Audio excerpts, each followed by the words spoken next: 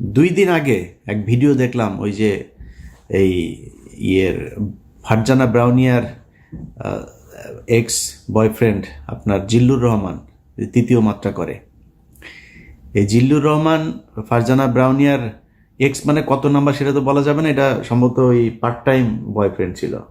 তো এই part time boyfriend বলছেন যে ঈদের পরে এই দেশে আবার জঙ্গি হামলা হবে। আমার হাতে একটা সিক্রেট রিপোর্ট যেখানে দেখা যাচ্ছে যে ঈদের পরে বাংলাদেশের রাজনৈতিক পরিস্থিতি অত্যন্ত অস্থির হয়েছে।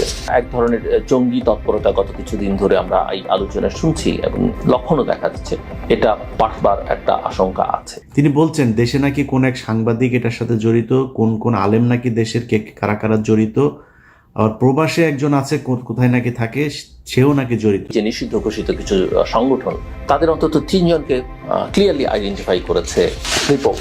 এদের সঙ্গে একজন সাংবাদিকও আইডেন্টিফাই করা গেছে যিনি এইসব তৎপরতার সঙ্গে যুক্ত। তার কাছে একদম পুরো তথ্যসহ খাতা, এইভাবে খাতা 3-4টা পৃষ্ঠা নিয়ে তারপরে তিনি বসেছেন। ওরে বাবারে, তার কাছে সব তথ্য। হ্যাঁ, কিভাবে হামলা হবে, কোথায় কোথায় হবে, সে আগের মতোই নাকি গুরুত্বপূর্ণ জায়গায় কোর্ট টোট এইসব সেইভাবে নাম ধরে ধরে বলছেন। পসিবল থ্রেট লক্ষ্য করা যাচ্ছে, তারা গভর্নমেন্টের বিভিন্ন ইনস্টলেশনে হামলা চালাতে পারে, লোকাল কোর্টসগুলোতে হামলা চালাতে পারে। পরে ধৈর্য নিয়ে ওর পিছন দিয়া ডিম ঢুকে ওরা জিজ্ঞেস করেন যে তুই এই তথ্য কই পাইলি, কই কই হবে, কারা কারা করবে, তাড়াতাড়ি নামের লিস্ট দে।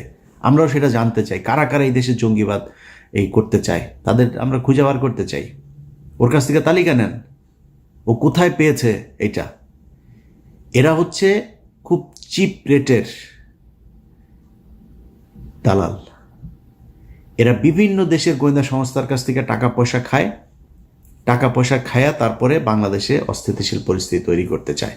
ভারত নিশ্চয়ই এর ওই হয়তো বড় অঙ্কের একটা মোটা অঙ্কের টাকা দিয়েছে। এই টাকা পয়সা নিয়ে সে এখন আবার আগের নেগেটিভ দাঁড় করাইতে চায়, এই দেশে আবার হামলা হবে ঈদের পরে, মানে জঙ্গি হামলা হবে, এই দেশে প্রচুর জঙ্গি আছে, এদের সাহায্য করো।